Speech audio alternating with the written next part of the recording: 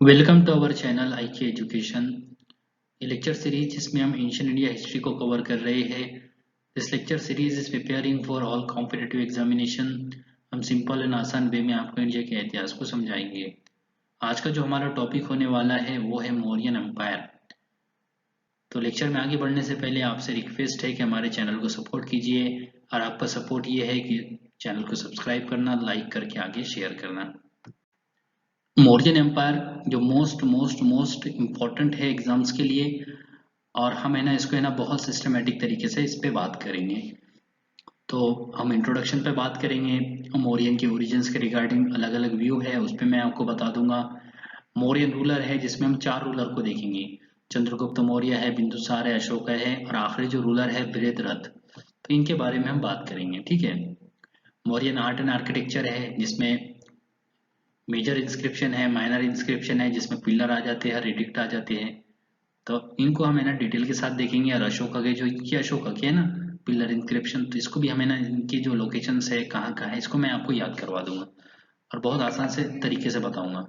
इसके बाद स्तूपास है और केव्स है जो इस टाइम पे बने हैं। इस तरीके से अगला जो हमारा पॉइंट होगा इकोनॉमिक कंडीशंस मौर्यन टाइम की, जो हमको है ना अर्थशास्त्र से और मेगास्थेसिस के जो डिस्क्रिप्शन है उससे मिलती है। तो एग्रीकल्चर पे बात करेंगे, एनिमल हस्बेंड्री पे और ट्रेड एंड कॉमर्स पर, ये हमारे पॉइंट होंगे। इसको मैं डिस्क्राइब करूंगा। उसके बाद हम बात करेंगे मौर्यन एडमिनिस्ट्रेशन, जिसमें इंपीरियल एडमिनिस्ट्रेशन, जिसमें किंग आ जाता है, उनके मिनिस्टर्स आ जाते हैं, वो अलग अलग पद है और भी। तो उन सबको मैं है ना आसानी से मैं आपको है ना ऐसे ट्रिक के साथ है ना करवाने की कोशिश करूंगा। फिर अगला जो हमारा प्रोविंशियल एडमिनिस्ट्रेशन आ जाता है, ये थोड़ा इजी हो जाता है। फिर एक चीज जो मोरियन में है वो है म्यूनिसिपल एडमिनिस्ट्रेशन, जिसका रेफरेंस है ना हमें मेगास्थनीज ने दिया है। जुडिशियल एडमिनिस्ट्रेशन और मिलिट्री एडमिनिस्ट्रेशन, ठीक है। तो इसमें हम बात करने वाले हैं। और अगला जो हमारा आखिरी जो पॉइंट होगा causes of downfall of the empire, कि वो क्या वजूहत रही है जिसकी वजह से इतना बड़ा एम्पायर जो था वो डाउनफॉल हो गया, या वो डिक्लाइन हो गया, या डिसइंटीग्रेट हो गया, ठीक है। तो ये सारे हमारे पॉइंट होने वाले हैं। ये सिस्टमेटिक इसी तरीके से जिस तरीके से मैंने आपको बताया है इसी सिस्टम से मैंने इसको पढ़ने वाले हैं, ठीक है। फाउंडेशन ऑफ मौर्यन एम्पायर है, ये हिस्ट्री का यूनिक सा इवेंट है। तो मैं आपको बताऊंगा ये यूनिक सा इवेंट क्यों है, तो आगे चल के। अभी एक चीज समझिए उससे पहले, जब हम होल इंडिया की बात करते हैं, अखंड भारत की बात करते हैं, तो ये हिस्ट्री में सबसे पहली मर्तबा हुआ है कि मौर्यन टाइम पीरियड में या मौर्यन एम्पायर के टाइम पे ये पूरे भारत पे रूल किया गया है। और ये हुआ था अशोक के टाइम पर, अशोक द ग्रेट। हाँ, लेकिन ये भी एक बात है कि जो नीचे का साउथ का इलाका है जिसमें चोर चेरा पांडे, ये भी अभी भी है ना इनके रूल में नहीं आया था। लेकिन इसके बावजूद भी जैसे हम बहुत बड़ा जो रीजन है जिसमें फार ईस्ट से लेके जिसमें है ना कामरूप आ गया, आसाम, ये पूरा रीजन, उसके बाद से लेके वेस्ट में अफगानिस्तान तक, नॉर्थ में है ना कश्मीर तक, और साउथ में है ना कर्नाटक के नीचे तक, जिसमें चेर चोरा पांडे छोड़ के है ना पूरा रीजन पे है ना अशोक ने रूल किया है। तो ये बहुत है ना ग्लोरीफाइंग इवेंट है हिस्ट्री का, या ये कह लो कि इंडिया की हिस्ट्री में ये पहली मर्तबा हुआ है कि किसी रूलर ने पूरे अखंड इंडिया पे रूल किया है। और इसके बाद है ना पूरे जो एंशियंट इंडिया में है ना पूरा कभी भी ऐसा नहीं हुआ कि किसी ने है ना पूरे अखंड इंडिया पे रूल किया होगा। हाँ, बाद में चल के मिडिवल पीरियड में है ना मुगलों ने है ना, वो भी औरंगजेब के टाइम पर, एम्पेरर औरंगजेब के टाइम पर ऐसा हुआ है कि पूरे अखंड इंडिया पे रूल किया गया है, ठीक है। तो ये हमें सिर्फ ये मिलता है कि मौर्यन के टाइम पर ये पहली मर्तबा हुआ है, ठीक है। अभी देखिए फाउंडेशन जो किया है ना मौर्यन एम्पायर का, वो चंद्रगुप्त मौर्य ने किया है। तो चंद्रगुप्त मौर्य इसका पहला रूलर था और फाउंडिंग रूलर था। और ये इसने किया है ना, इसका जो गुरु था पॉलिटिकल गुरु चाणक्य, जिसे हम है ना कौटिल्य कहते हैं, असल नाम उसका विष्णुगुप्त था। तो ये हम देखेंगे ये चाणक्य है, और यहाँ पे है ना ये मौर्य है, चंद्रगुप्त मौर्य। तो इन्होंने क्या किया था, इसका फाउंडेशन किया था। देखिए अब मैं बता रहा हूँ आपको ये यूनिक सा इवेंट क्यों है। ये इसलिए है क्योंकि एक सवाल हमारे जहन में जो जिसका जवाब है ना किसी के पास भी नहीं है, वो ये है, एक सवाल जो मैं आपको बताना चाहता हूँ वो ये है कि देखिए अभी जो है ना इंडिया पे जब सिकंदर ने हमला किया था 326 बीसी में, 326 बीसी में। ये इंडिया के नॉर्थ जो जहाँ पे है ना सिंध है या पंजाब का रीजन है, वहां पे इसने है ना पोरस को हराया है। वहां पे वहां तक ये है ना रावी और ब्यास के बीच में यहाँ तक पहुंच चुका था ये सिकंदर। ये कहाँ पहुंच कब पहुंचा है? 326 में। और इंडिया पे उस वक्त रूल कर रहा था नंद एम्पायर, धनानंद। लेकिन हुआ ऐसा है कि सिकंदर के जाने के बाद सिकंदर चला गया 24 में। और देखेंगे आप कि जो चाणक्य या मानो चंद्रगुप्त है, उसने है ना एम्पायर को फाउंड कब किया है? 322 में। मतलब 2 साल के अंदर इसने ऐसा क्या किया है कि इतने बड़े एम्पायर को, धनानंद को, मतलब नंद एम्पायर को इसने किस तरीके से 2 साल में हरा दिया। इसके पास कौन सी फौज थी, कौन सी पावर थी ऐसी? जबकि है ना हमको इससे पहले है ना चाणक्य ना चंद्रगुप्त का नाम भी सुनने में नहीं आता। लेकिन ऐसा क्या हुआ ये 2 साल के अंदर कि चंद्रगुप्त मौर्य ने चाणक्य की मदद से है ना इतने बड़े एम्पायर को हरा दिया। यूं मानो जिसके डर के वजह से अगर से इसको हकीकत माना जाए, जिसके डर के वजह से जो अलेक्जेंडर की या सिकंदर की जो आर्मी है, वो भी है ना जिन्होंने सिकंदर को मजबूर कर दिया था कि वापस जाने के लिए, उनको इन्होंने कैसे हरा दिया? तो ये सवाल तो रहने वाला है। और यही सवाल है ना, इसीलिए हम इसे कहते हैं कि यूनिक सा इवेंट है कि जिसका जवाब है ना हमें नहीं मालूम है। हाँ, मैं इसका है ना आकलन करूंगा, मैं इसका है ना एनालिसिस करूंगा पूरे इवेंट का कि किस तरीके से हराया गया है। लेकिन इसके बावजूद भी ये सवाल है ना अपनी जगह कायम रहने वाला है कि 2 साल के अंदर ऐसा क्या हो गया कि इतने बड़े एम्पायर को कैसे हराया जा सकता है। ठीक है, अब देखिए तो चाणक्य ने क्या किया, माफ कीजिए चंद्रगुप्त ने क्या किया, एम्पायर को एस्टेब्लिश किया, पहला रूलर बना। कब? 322 बीसी में। और फिर उसके बाद ये एम्पायर जो है ना अपने उरूज पर, अपने जिनीत पे कब पहुंचा है? अशोका के टाइम पे, the great Ashoka, emperor Ashoka. इसका रूल देखिए 268 बीसी से लेके 332 बीसी तक रहा है। तो इसने है ना बहुत कुछ दिया है। हम देखेंगे यही पीरियड में है ना क्रिएटिविटी हुई है आर्ट्स के अंदर, आर्किटेक्चर के अंदर। इंस्क्रिप्शन लिखे गए हैं, बहुत सारे टेक्स्ट इसमें लिखे गए हैं। चाणक्य ने खुद अर्थशास्त्र लिखा है। और इसके बाद हम देखेंगे बहुत सारे टेक्स्ट है, मुद्रा राक्षसा वगैरह, ये सारे टेक्स्ट, या पाणिनि वगैरह इसके बाद ही बहुत सारे है ना ये टाइम पे टेक्स्ट लिखे गए हैं। ठीक है ना।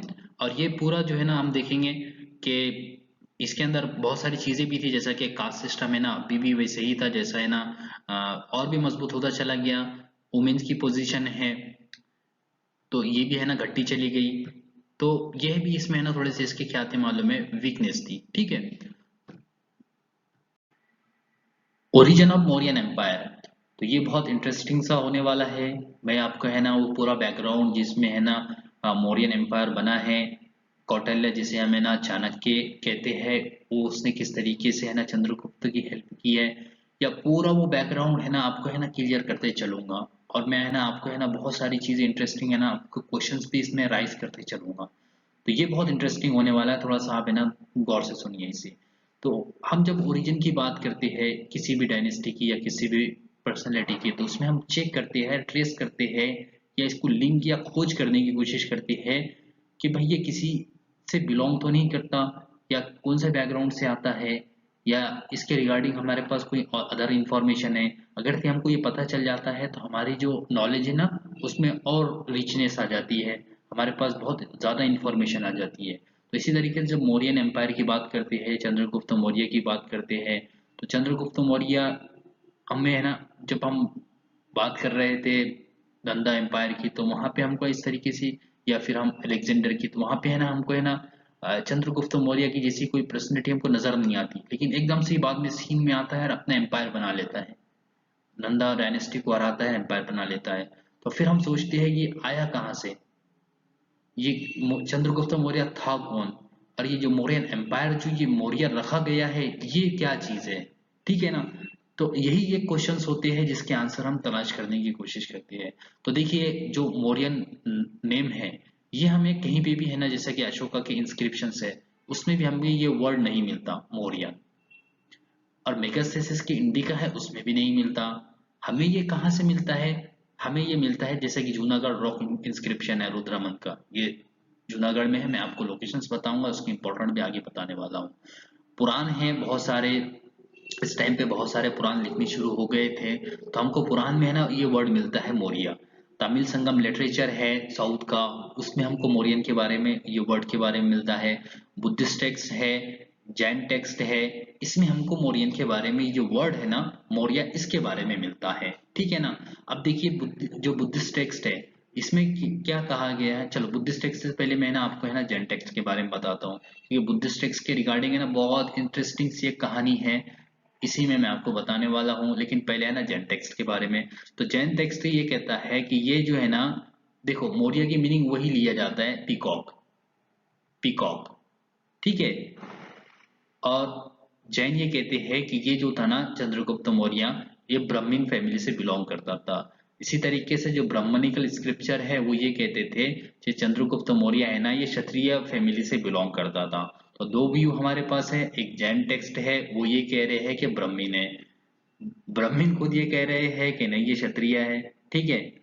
अब बात कर रहे हैं हम बुद्धिस्ट टेक्स्ट की। तो बुद्धिस्ट टेक्स्ट की एक कहानी जो इसके पीछे ये कही जाती है कि वो कहते हैं कि मौर्य क्लेन थी, एक ट्राइब था, वो है शाक्य ट्राइब के अंदर ही आता था ये। ठीक है ना। ये शाक्य ट्राइब के अंदर एक क्लेन थी छोटी सी, उसके अंदर आता था। वह ये है कि ये बॉर्डर की जो चाइना नेपाल के और इंडिया की बॉर्डर है ना वहां पे एग्जिस्ट करता था। अब हुआ ये कि वहां पे किसी ने हमला कर दिया और चंद्रगुप्त मौर्य की जो फादर है वो उस बैटल में है ना हार गए और वहीं पे डिफीट हुई उनको, और उसी में उनकी मृत्यु हो गई। अब चंद्रगुप्त मौर्य की जो मदर है उन्होंने क्या किया है, वो गर्भवती थी। उन्होंने अपने बेटे को मतलब अपने मतलब वो वहां से भागी, भागकर वो कहाँ पे आई है, भागकर वो मगध में आई। और मगध में किसी जंगल में है ना उसने है ना अपनी बच्चे को बर्थ की और वहां पे उसकी परवरिश की और वो बड़ा हुआ। पहले वो है ना मतलब वो पहले क्या किया उसने, हॉर्ड को उसने क्या किया, मतलब चरवाया, चरवाहा था। और बाद में फिर वो हंटर बना। एक दिन क्या हुआ, एक दिन ये हुआ है कि देखिए मैं आगे इंसिडेंट बना बताने वाला हूँ कि नंदा एम्पायर जो था उसमें है ना धनानंद ने क्या किया था, कौटिल्य को की बेइज्जती कर दी थी और कौटिल्य कोर्ट से चला गया था। वो पूरा आगे बताने वाला हूँ। तो जब कौटिल्य गुस्से से निकल गया कोर्ट से, तो वो एक सोच में चला था। अब जब जा रहा था तो रास्ते में है ना उसे है ना चंद बच्चे नजर आए, उसमें है ना ये चंद्रगुप्त भी था। वो क्या कर रहा था, एक प्ले हुआ करता था, उसे हम कहते हैं रूल ऑफ अ किंग। तो ये चंद बच्चों के साथ है ना खुद किंग बन गया था और उनके साथ ऐसा खेल रहा था, उनको उन पर है ना ऑर्डर चला रहा था, उन पर रूलिंग कर रहा था। तो उसने है ना चाणक्य ने जब है ना ये बच्चे का है ना विजन देखा, तो वो अचक सा रह गया कि इसके अंदर अभी से है ना रूलिंग वाली है ना इसके अंदर ख्वाब है। तो उसने सोचा ये बच्चा है ना बहुत कीमती है, इसको मैंने है ना परवरिश करनी चाहिए। तो ये इंसिडेंट बताते हैं बुद्धिस्ट टेक्स्ट। लेकिन यहाँ पे एक चीज आती है, बहुत इंटरेस्टिंग सा सवाल उठ जाता है इस टेक्स्ट के ऊपर। वो ये है कि भाई देखिए चाणक्य जो कोर्ट से गया था धनानंद के, वो कब गया था और क्यों गया था। पहला सवाल ये है कि चाणक्य जो गुस्से से गया था धनानंद के कोर्ट से, वो क्यों गया था। तो उसकी वजह जो बयान की जाती है वो ये है कि वेस्टर्न फ्रंट पर मतलब जो पंजाब और जो सिंध का रीजन है वहां पे अलेक्जेंडर का इन्वेजन हो रहा था। और चाणक्य ये कह रहा था धनानंद से कि हमको आर्मी जमा करके उसको रोकना है वहां जाके। लेकिन धनानंद नहीं मान रहा था। तो वो गुस्से में आया और उसने कहा कि तू अगर ऐसी ही बेवकूफी करेगा तो तेरा एम्पायर है ना खत्म हो जाएगा। तो उसने क्या किया धनानंद ने फिर है ना चाणक्य की बेइज्जती की और उसने है ना गुस्से से वहां पे चला गया था। तो मेन रीजन क्या था, मेन रीजन यही था चाणक्य के जाने का कि वो ये कह रहा था कि हमें अलेक्जेंडर को रोकना है वहां जाके, हमें उसे वहां जाके रोकना है। लेकिन धनानंद नहीं माना। तो ये टाइम क्या है, ये टाइम अलेक्जेंडर के इन्वेजन का है। हो सकता है ये 330 से लेके 326 के बीच में हो। अब इस वक्त ये इवेंट हुआ होगा यानी चाणक्य यहां से कोर्ट से गया होगा। तो ये इस इवेंट के हिसाब से, इस इवेंट के हिसाब से चंद्रगुप्त मौर्य भी बच्चा है। सवाल हो सकता है ना, अगर से ये इवेंट अगर से ये बुद्धिस्ट टेक्स्ट से कह रहे हैं तो इसमें तो चंद्रगुप्त भी बच्चा है, बहुत छोटा है, और ये 322 बीसी में किंग बन गया। तो ये किंग बना है ना, तो ये नौजवान था, बड़ी उम्र का था। तो ये बच्चा फिर ये इतनी कम उम्र में कैसा जवान हो सकता है? तो यहाँ पे है ना, इस तरीके से ये जो बुद्धिस्ट टेक्स्ट कह रहे हैं, जो इवेंट बता रहे हैं, ये कट जाता है। खैर, बात ये है कि उन्होंने जो कहानी गढ़ी है या कहानी बयान की है, वो यहाँ पे हम इस तरीके से उसको काट काट देते हैं। लेकिन अब बात ये है कि वो ये कह रहे हैं कि वो भी एक बात कह रहे हैं कि मोरा की मीनिंग है ना पीकॉक होता है, और यहाँ पे जैन टेक्स्ट भी यही कह रहे हैं कि मोरा की मीनिंग पीकॉक होता है। पीकॉक क्यों? तो ऐसा कहा जाता है कि ये जो है ना चंद्रगुप्त मौर्य वहां से आया होगा जहाँ पे है ना पीकॉक बहुत ज्यादा थे, ठीक है ना, यानी मोर बहुत ज्यादा थे। अब देखिए एक और चीज है, जब पीकॉक के बारे में बात हुई है तो हमें है ना, जब अशोका के इंस्क्रिप्शंस पढ़ते हैं, हम उसके है ना एडिक्ट देखते हैं, तो वहां पे हमको बहुत सारे एडिक्ट पर या बहुत सारे इंस्क्रिप्शन के मतलब जो सिंबल है वो है ना उसने पीकॉक का इस्तेमाल किया है।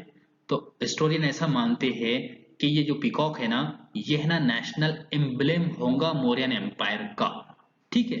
तो ये चीज हो गई क्लियर। तो मैंने आपको क्या कहा है, हमें चंद्रगुप्त मौर्य जो मौर्य है ना, ये वर्ड हमें बहुत सारे जो टेक्स्ट जैसे कि हमारे पास सोर्सेज है, जैसे कि जूनागढ़ इंस्क्रिप्शन है, पुराण है, संगम लिटरेचर है, बुद्धिस्ट टेक्स्ट है, जैन टेक्स्ट है, इसमें मिलता है, ठीक है ना।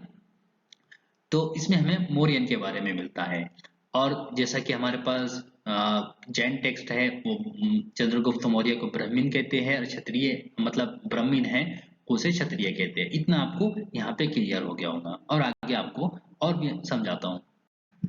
हमने देखिए ये क्लियर कर लिया मौर्यन के बारे में, जो मौर्यन वर्ड है उसकी मीनिंग के बारे में देखा हमने, ठीक है। और चंद्रगुप्त मौर्य के रिगार्डिंग बहुत सारे व्यू है, जैसे कि जैन कहते हैं ब्राह्मण है, ब्राह्मण कहते हैं क्षत्रिय है, और एक और व्यू है ग्रीक कहते हैं कि हम्बल ओरिजिन का है, मतलब क्षुद्र हो सकता है, ठीक है ना। तो ये व्यू है। अब अहम सवाल ये है कि चंद्रगुप्त मौर्य ये सीन में कैसा आया, ये कहाँ से आ गया, ये था कौन, ठीक है ना, यही सवाल है। तो अब देखिए इसके रिगार्डिंग है ना और भी व्यू है, जैसा कि एक व्यू ये है कि ये है ना चंद्रगुप्त मौर्य है ना अलेक्जेंडर द ग्रेट की आर्मी में सर्विस किया करता था, लेकिन कुछ वजह से वह ना उसने वहां से छोड़ दिया, और ये आ गया कहाँ पे, ये आ गया इधर, क्योंकि सर्विस किया करता था, पावरफुल था, और चाणक्य ने इसको फिर क्या किया, इसको सपोर्ट करके है ना पाटलिपुत्र पे हमला करके, यानी मगध पर हमला करके धनानंद को कुर्सी से उतार के इसको कुर्सी पे बिठा दिया। लेकिन ये व्यू है ना बहुत सारे डाउटफुल है, इसको नहीं मानते, तो ये यही कर जाता है कि हिस्टोरियन इसको नहीं मानते कि ऐसा कुछ हुआ होगा, ठीक है। एक व्यू जो है ना मुझे जो बहुत अच्छा लगता है वो ये है, क्योंकि इसके पीछे है ना, हाँ इसमें भी डाउट है, इसमें भी इसको भी काट दूंगा मैं, लेकिन मुझे है ना फिर भी है ना ये कहीं हद तक लगता है। वो ये है कि ये है ना जो नंद आर्मी है उसके अंदर है ना ये सेनापति था, और यानी बड़ी पावर पे था, मतलब अच्छी इसके पास पोस्ट थी। इसने क्या किया है, इसने रिवॉल्ट किया अपने मास्टर के खिलाफ, और चाणक्य ने इसको सपोर्ट किया था। अब मैं इसको क्यों मानता हूँ, इसलिए क्योंकि चाणक्य देखिए, चाणक्य अभी कहाँ से गया है, कोर्ट से गया है, और कोर्ट से जाने के बाद है ना उसने तो कसम खाई है कि मैं तेरे को बर्बाद कर दूंगा। अब वो ऐसे बंदे को ढूंढ रहा था जिसके पास पावर भी हो, और जो है ना कैपेबल भी हो कि धनानंद को है ना उसकी कुर्सी से उतार कर है ना खुद बैठ जाए। वो जाहिर सी बात है वो है ना ऐसा बंदा होगा जिसके पास पावर हो। अगर से कोई सेनापति हो तो उसके पास तो पूरी मिलिट्री होती है, अगर से इसी को हम अपने साथ में मिला ले तो जाहिर सी बात है इसका तो पत्ता कट ही हो जाएगा। तो उसने है ना सेनापति को अपने साथ मिला लिया, और उसने लालच दिया उसको कि मैं क्या करूंगा, तेरे को फुल सपोर्ट करूंगा अपना, और तेरे को है ना कुर्सी पे बिठाऊंगा, और धनानंद को कुर्सी से उतारूंगा। तो ये लालच दिया, और जो सेनापति यानी चंद्रगुप्त था उसने उसको माना है, और दोनों ने मिलकर फिर क्या किया है, इसको है ना गद्दी से उतारा, कुर्सी से उतारा, और चाणक्य ने फिर है ना खुद वजीर बन के है ना उसका है ना अपना गद्दी मैंने चंद्रगुप्त को गद्दी पे बिठा दिया। तो ये है एक इवेंट जो मुझे ऐसा लगता है कहीं हद तक ये हो सकता है, लेकिन इसमें भी डाउट है। डाउट ये है कि हमारे पास बहुत सारे सोर्सेस हैं, और उन सोर्सेस में ये इवेंट के बारे में इस तरीके की बात है ना कहीं पे भी मेंशन नहीं है, ना अर्थशास्त्र में है, ना मेकस थीसिस की बुक में है, ना जो अदर बुक्स है उसमें है। तो फिर ये हम इसको है ना अगर से इतना बड़ा इंसिडेंट होता, अगर इस तरीके की कुछ होता इवेंट, तो इसके बारे में तो बहुत सारे सोर्स है उसमें तो मेंशन होता, वहां पे भी तो मेंशन नहीं है, तो ये भी बात हमारी कट जाती है फिर, ठीक है ना। लेकिन तो भी है ना अगर से मेंशन नहीं है तो भी ऐसा माना जा सकता है कि अगर से चंद्रगुप्त मौर्य आया है तो हो सकता है वो इसी तरीके से राइज हुआ होगा, ठीक है। अब देखिए एक जो इंसिडेंट है वो है पुराणिक इंसिडेंट, उसके बारे में मतलब पुराणिक स्टोरी है वो मैं बता दूंगा आपको, बहुत ये भी इंटरेस्टिंग है, इसको भी काट दूंगा मैं। लेकिन उससे पहले मैं है ना आपको एक व्यू लेता हूँ क्या हुआ क्या है अब तक, मतलब अब है ना पूरा जो इंसिडेंट है ना अभी तक देखिए हमें, अभी तक ये नहीं मालूम है हमें कि चंद्रगुप्त मौर्य कहाँ से आया है, ये हमें नहीं मालूम है। और ये मैंने आपको यही कह दिया, पहले ही बता दिया है कि यूनिक सा इंसिडेंट है, यूनिक सा इंसिडेंट है मौर्यन एम्पायर का एस्टैब्लिशमेंट, ये हिस्ट्री का यूनिक सा इंसिडेंट है और वो यही है कि चंद्रगुप्त मौर्य ये किस तरीके से राइज हो गया। इसके बारे में अभी भी वही सवाल है जो मैंने पहले बता दिया था कि इसका जवाब है हमारे पास नहीं है, अभी भी नहीं है, जो मतलब बहुत सौ को मुतमईन कर सकते हैं ऐसा जवाब हमारे पास नहीं है, ठीक है। अब देखिए इंसिडेंट क्या हुआ, किस तरीके से आगे हुआ है। तो देखिए ग्रीक सोर्स ये कहते हैं कि चंद्रगुप्त मौर्य ने क्या किया है, यहाँ तो धनानंद है यहाँ पे है ना अलेक्जेंडर की आर्मी है, ठीक है। लेकिन हुआ यह है कि अलेक्जेंडर की आर्मी चली गई वापस, ठीक है। अलेक्जेंडर की आर्मी जाने के बाद ग्रीक ये कहते हैं कि ये विंध्या की हिल के पास, विंध्या की हिल के पास यहाँ पे चंद्रगुप्त मौर्य ने क्या किया है, अपनी आर्मी को है ना जमा किया और इसका साथ दिया है कौटिल्य ने। इन्होंने क्या किया है, इनका विजन तो यही था कि यहाँ पे पाटलिपुत्र से धनाधन को उठाकर है ना खुद बैठ अपने आप को बिठाना, लेकिन अब पावर जमा कर रहे थे, ये पावर कैसे जमा कर रहे थे, तो यहाँ पे सबसे पहले जो छोटे छोटे ट्राइब्स होंगे छोटे छोटे, यहाँ पे आर्मी को इन्होंने जमा किया।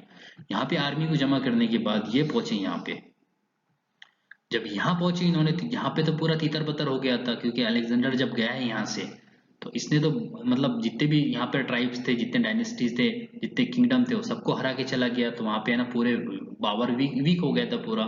तो यहाँ गया ये तो इन्होंने यानी जो छोटे छोटे ट्राइब थे यहाँ पे जो आर्मी थी यहाँ पे जो, तो उन्होंने इनको जमा किया। लेकिन अब यहाँ पे एक और सवाल खड़ा हो जाता है, वो ये है कि चंद्रगुप्त जब गया था तो यहाँ पे राजा पोरस था, तो पोरस को हराया था उसने, लेकिन उसका किंगडम उसकी पावर उसने उसको वापस दे दिया था। तो अब पोरस तो यहाँ पे पावरफुल था, अब चंद्रगुप्त यहाँ आया है तो पोरस यहाँ क्या कर रहा था फिर, तो पोरस क्या देख रहा था चंद्रगुप्त को, वो अपनी आर्मी अपनी पावर जमा कर रहा है और पोरस उसको देख रहा होगा, या पोरस ने खुद साथ दे दिया उसका, ये हो सकता है कि पोरस ने साथ दे दिया। लेकिन ये कैसा पॉसिबल है कि एक राजा मतलब कमजोर राजा का ऐसे ही साथ दे दे उसकी इसमें, तो ये क्या मतलब यहाँ पे भी है ना कंफ्यूजन हो सकता है ना कि भाई यहाँ पे देखिए, यहाँ पे जब आर्मी जमा कर रहा है तो पोरस क्या कर रहा है, क्या पोरस ने साथ दिया इसका।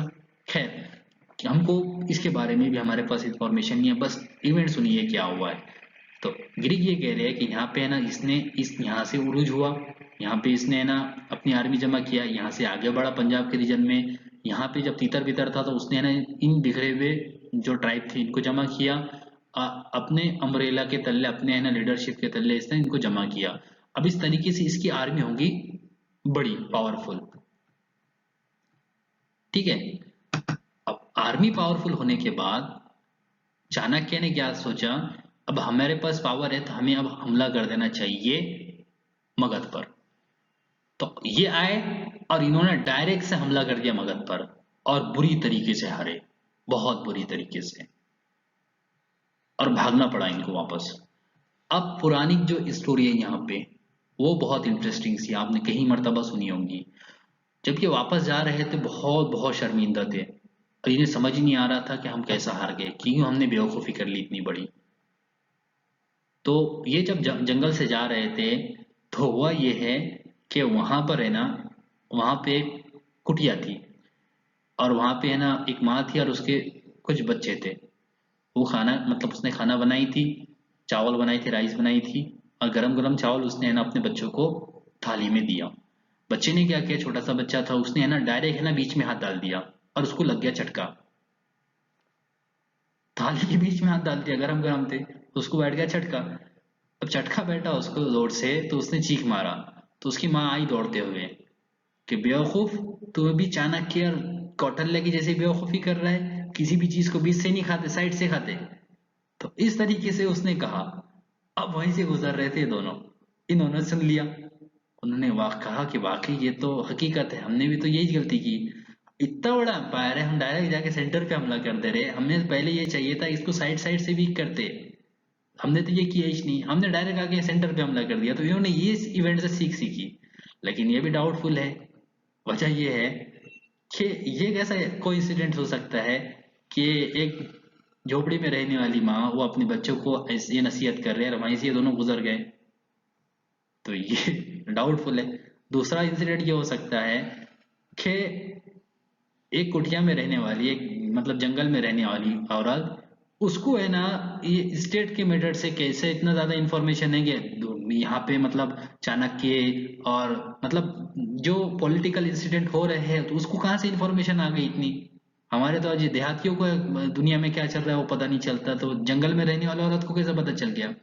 तो ठीक है, खैर ये है ना पुरानी इंसिडेंट है, एक कहानी है जो गढ़ी गई है, तो ये भी रियलिटी नहीं है। सवाल वही रहेगा हमारा जो है कि चाणक्य मतलब चंद्रगुप्त मौर्य आया कहाँ से। ठीक है, अब ये मैंने सारा आपको है ना ये बता दिया, चंद्रगुप्त मौर्य के ओरिजिन के बारे में बताया है, कुछ जो इंसिडेंट मतलब जो कुछ सोर्सेस हमारे पास है जिनके बारे में रेफरेंस हम कहते हैं कि चंद्रगुप्त मौर्य कहाँ से आया है, या उसने किस तरीके से है ना पाटलिपुत्र पर मैंने धनानंद पर इन्विजन करके उसको हराया है। पहला तो है ना डायरेक्ट इन्विजन करके है ना पूरी तरीके बुरी तरीके से हारे हैं, लेकिन बाद में सीख हासिल की है। बाद में इन्होंने क्या किया, इसके ना जो छोटे छोटे मतलब फ्रंटियर थे उसको हराते हराते हराते हराते, फिर बाद में इन्होंने जब इसकी आर्मी वीक हो गई तो बाद में हमला करके है ना उसको तख्त से उतार के बाद में चंद्रगुप्त मौर्य खुद तख्त पे बैठ गया था। तो ये है हमारे पूरा बैकग्राउंड मतलब चंद्रगुप्त मौर्य के कुर्सी पे बैठने का। तो मैं समझता हूँ अब आपको ये पूरी चीज क्लियर हो गई होगी। बहुत मैंने है ना बहुत इजी करके आपको क्लियर किया है। बहुत कॉम्प्लेक्स था, मैंने बहुत मुश्किल से समझा इसे, क्योंकि लेकिन आपको बहुत इजी करके समझा दिया। अब बात कर रहा हूं मैं ये चलो ठीक है, इंडो ग्रीक जो रोमन है चंद्रगुप्त को है ना सेंड्रोकोटस कहते हैं, ये एंड्रोकोटस कहते हैं, ये बाद में मैं आपको बता दूंगा। ठीक है, अब बात करते हैं हम चंद्रगुप्त मौर्य। तो देखिए हम चार जो रूलर है हमारे, एक चंद्रगुप्त मौर्य, उसका बेटा बिंदुसार, उसका बेटा राजा अशोक, और आखिरी रूलर वीरेंद्ररथ। तो ये इन चार के बारे में हम है ना बताएंगे आपको। अब बताएंगे तो तीन के बारे में जी, तीनों के बारे में, बाकी तो इतने इंपॉर्टेंट नहीं है। बस इतना याद रखना कि आखिरी जो रूलर है इस एम्पायर का वो वीरेंद्ररथ है, बस इतना ही याद रखना। बीच के किसी रूलर को आपने याद नहीं भी रखा तो चलेगा।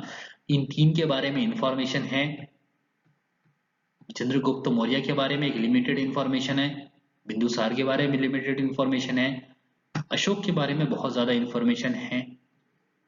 बस ऐसा समझिए कि मेन जो हमारे पास रूलर है वो अशोक है। बाकी जो इनके बारे में जितनी इंफॉर्मेशन देंगे दूंगा मैं उतनी इनफ हो जाएंगे आपके लिए, बस इसी को याद रख लिया तो यहीं से क्वेश्चन बनने वाले हैं, बस ऐसा समझिए। अभी चंद्रगुप्त मौर्य के बारे में मैं बताने से पहले एक चीज और समझिए यहाँ पे। वह यह है कि अलेक्जेंडर यहाँ आया, यहाँ से वापस गया, और यहाँ पे इसकी मृत्यु होगी। मृत्यु हुई है ना इसकी, तो ये देखिए अलेक्जेंडर जो था ना, यानी जिसे हम सिकंदर भी कहते हैं, ये पूरा जो बाउंड्री वाला है ना ये इसका एम्पायर था, इतना बड़ा इलाका इसने जीता था, ये पूरा जो बाउंड्री है ना ये पूरा।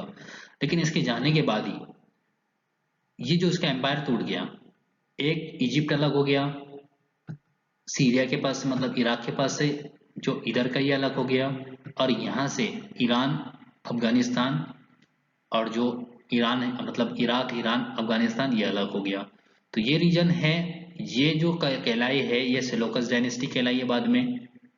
यहाँ पे जो है ना ये कसाडियर्स एम्पायर है, ये प्लेटोमी का एम्पायर है। ठीक है, तो इस तरीके से ये तीन टुकड़े हो गए। तो इसे याद रखिए आप, क्योंकि ये आने वाले हैं बाद में भी, यहाँ मैंने आपको क्लियर किया है तो बाद में इनके नाम आएंगे आपको, तो वहां पे आप कंफ्यूज नहीं होंगे। अब बात करेंगे हम मौर्यन रूलर्स की। तो मौर्यन रूलर्स में सबसे पहले हमारा जो है वो चंद्रगुप्त मौर्य है। तो इसने इसका टाइम पीरियड है 324 से लेकर 298 बीसी। तो मैंने आपको बताया था कि 322 में इसने एम्पायर का फाउंडेशन किया था। तो यहाँ पे 324 है, तो ये ऐसा हो सकता है कि रूलर बन गया था 324 में, और 2 साल तक इसने ना नंदा जो एम्पायर है उसके साथ लड़ाई की है, और नंदाओं को हरा के यानी धनानंद को हरा के इसने फिर है ना 322 में अपना कोरोनेशन किया होगा, और फिर वहां से ये एम्पेरर बना। ठीक है। अब देखिए ग्रीक जो है इसे है ना सेंड्रोकोटस कहते हैं, तो ये याद रखना सेंड्रोकोटस। तो सिमिलर सा प्रोनाउंसिएशन है चंद्र और सेंद्र, तो ऐसा ही याद रह सकता है ये। अब रहा आगे का, मतलब ये तो हो गया ना कि किस तरीके से उसने धनानंद को हराया है, और धनानंद को हराने के बाद है ना मौर्यन एम्पायर का एस्टेब्लिशमेंट किया है।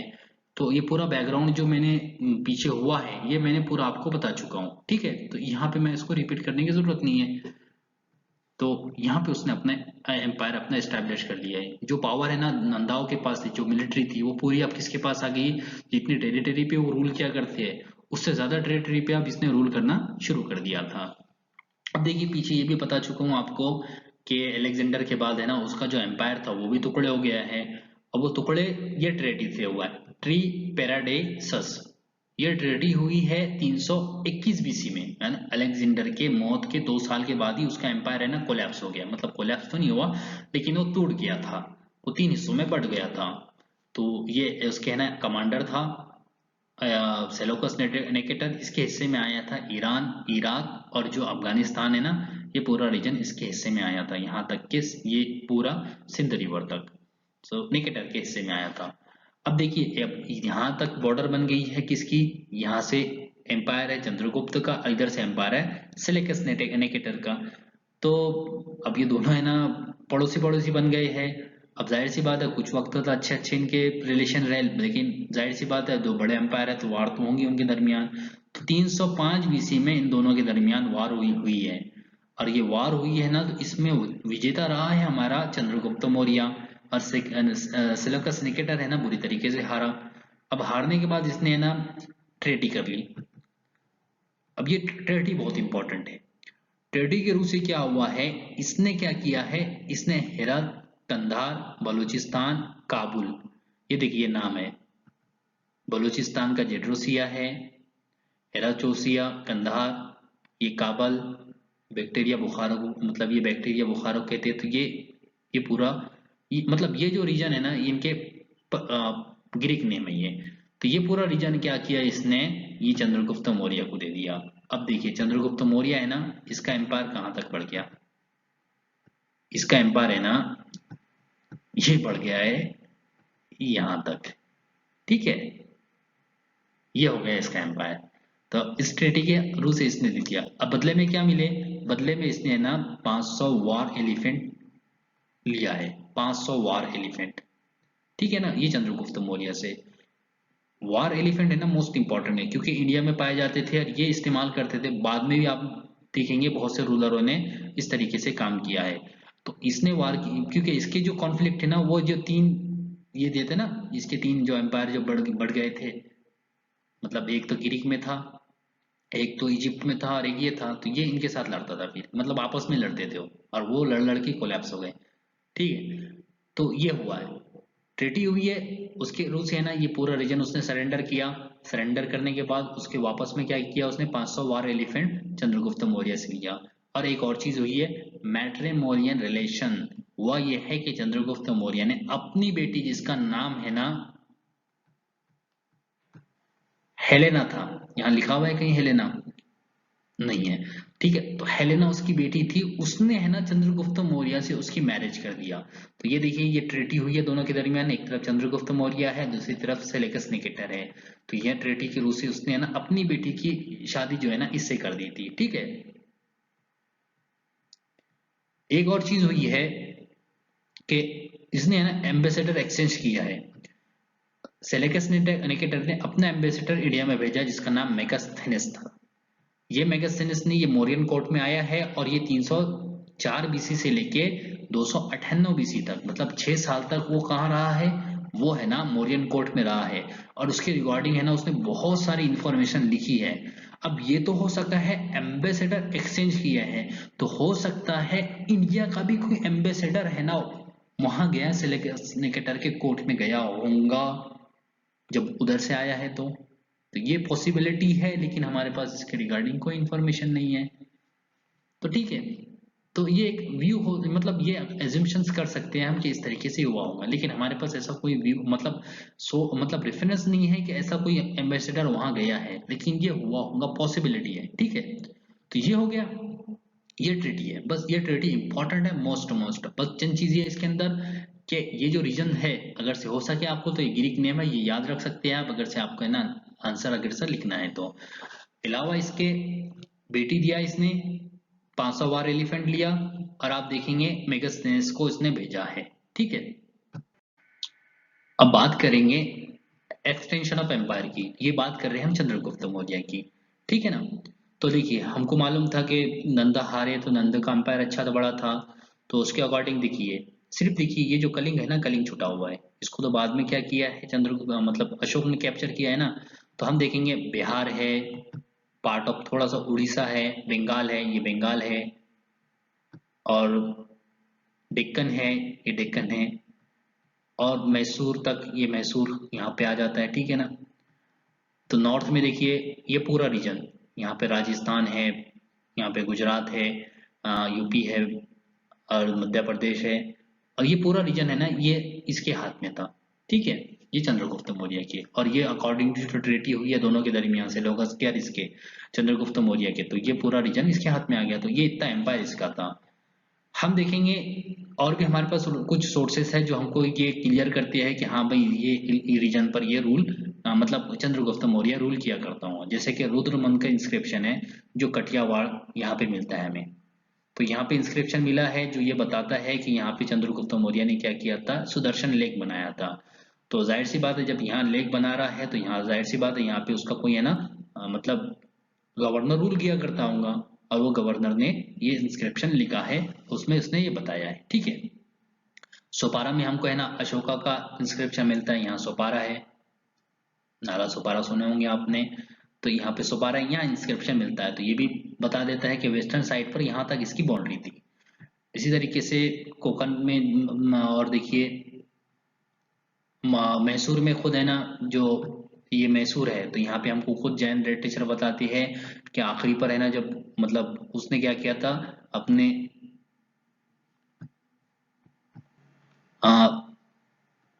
कुर्सी को है ना छोड़ दिया, मतलब अपने जो थ्रोन को छोड़ दिया था, और है ना भाव भद्रभाव के साथ है ना वो मैसूर चला गया था, और वहां पे है ना उसने सल्लेखना लेके है ना अपने आप को मौत के हवाले कर दिया था, ये गया था मैसूर में। तो ये मैसूर में जब ये बताता है मैसूर गया होगा, तो मैसूर जाहिर सी बात है उसके अपने एम्पायर में आता होगा, तो ये है हम एक्सटेंशन। तो ठीक है, चंद्रगुप्त मौर्य जैसा मैं कह रहा हूँ कि भद्रभाव के साथ ये गए थे और सल्लेखना लिए थे, ये जैन इंस्क्रिप्शन हमें बताती है कि इस तरीके से ये इसकी मौत हुई है। तो ठीक है, ये है चंद्रगुप्त मौर्य के बारे में। अब हम है ना आगे है ना बिंदुसार के बारे में, अलेक्जेंडर के बारे में, या फिर उनका है ना एडमिनिस्ट्रेशन है और बहुत सारी चीजें हैं, वह है ना अगले लेक्चर में हम उसको कवर कर लेंगे।